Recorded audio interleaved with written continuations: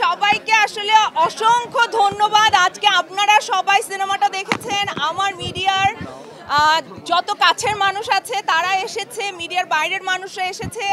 আজকে প্রথম আমাদের হাউসফুল শো গেছে, এটা আজকে সত্যি কথা, বানায় বানায় বলছি না, আজকে সত্যি সত্যি হাউসফুল গেছে। আর ভীষণ ভালো লাগছে, কারণ আমাদের প্রথম দিনের যে অডিয়েন্সের অবস্থা ছিল তার থেকে আজকে এই দিনে এসে আমাদের অডিয়েন্সের যে অবস্থান হয়েছে এবং আমাদের সিনেমা নিয়ে যেভাবে কথা হচ্ছে সেটা ভীষণ আশার আলো জাগায়। এবং আমাদের পুরো টিমের পক্ষ থেকে আপনাদের সবাইকে ধন্যবাদ, যারা এসেছেন তাদেরকে ধন্যবাদ, এবং যারা এখনো এই সিনেমাটা দেখেননি তাদের সবাইকে আমন্ত্রণ তারা হলে এসে সিনেমাটা দেখেন, যাতে আরও কিছুদিন হলে সিনেমাটা চলে। আসলে অনেক প্রশংসা করেছে, আমি খুব ভয় ছিলাম, কারণ সবার একটাই প্রশ্ন ছিল রেহানা মারিয়াম নূর করার পরে আসলে তুমি কি করবা। আমার নিজের কাছেও এই প্রশ্ন ছিল যে আমি আসলে রেহানা মারিয়াম নূর করার পরে আর কি করতে পারবো। বাট আলটিমেটলি আমার বেশ কিছু ভালো চরিত্র করার সুযোগ হয়েছে। লীনা তারই মতো একটা, এবং লীনাকে সবাই পছন্দ করছে, পূজাকে সবাই পছন্দ করছে এশা হিসেবে, আমাদের প্রত্যেকটা চরিত্রকে সবাই পছন্দ করছে, স্পেশালি আমাদের ভিলেনকে সবাই ভালোবেসে ফেলছে।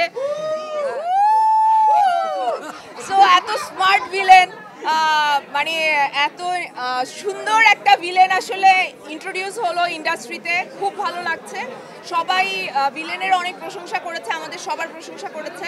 সানি ভাই এটা ঠিক করেছেন, আমি কিছুই করি নাই, আমি আমার ডিরেক্টরকে বিশ্বাস করতে চাই, কো আর্টিস্ট যেই আসবে আমি তার সাথে অ্যাক্টিংটা ঠিক করে করতে চাই। তবে একটা জিনিস আমি বলতে চাই, এজাজের সাথে আমার সিনগুলো খুবই ক্রিটিক্যাল ছিল। আমি যদি এজাজকে বিশ্বাস করতে না পারতাম, আমি যদি ওর সাথে কমফোর্টেবল না হতাম, আমি সিনগুলো ঠিক করে করতে পারতাম না। সো এজাজ শুধু একজন ভালো অভিনেতা না, সে একজন ভালো মানুষ, ভালো কো আর্টিস্ট, যার জন্য আমাদের সিনগুলো মানুষ এত পছন্দ করছে। Thank you Ejaz. এটা তো ভীষণ ভালো লাগে, আমি এত বছর ধরে চিৎকার করছি যে নারী প্রধান গল্পে কাজ করতে চাই, নারী প্রধান গল্পে কাজ করতে চাই। সো রেহানা থেকে শুরু করেছি, আমি চেষ্টা করে যাচ্ছি আমার মিশনে থাকতে।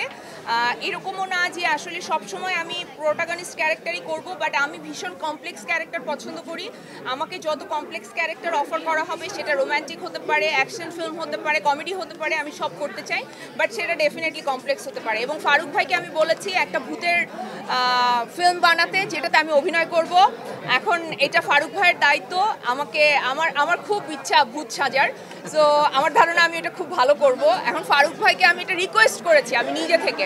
সবসময় তো চেষ্টা করে যাই আমরা কো আর্টিস্টরা, যেভাবে আসলে ঝাঁপিয়ে পড়ে মানে এই সিনেমার প্রমোশন করেছি, আমার মনে হয় না যে কোনো চলচ্চিত্রের জন্য কোনো টিম এইভাবে করেছে। আমি রেহানার জন্য করেছিলাম, তো অনেক সময় কৃতজ্ঞতা প্রকাশ করলে ভালো লাগে, অনেক সময় কৃতজ্ঞতা প্রকাশ করে না, অনেকেই আছে যারা কৃতজ্ঞতা প্রকাশ করে না, প্রকাশ করতে চায় না, বাট সানি ভাই করেছে, এটার জন্য তার কাছে আমি গ্রেটফুল।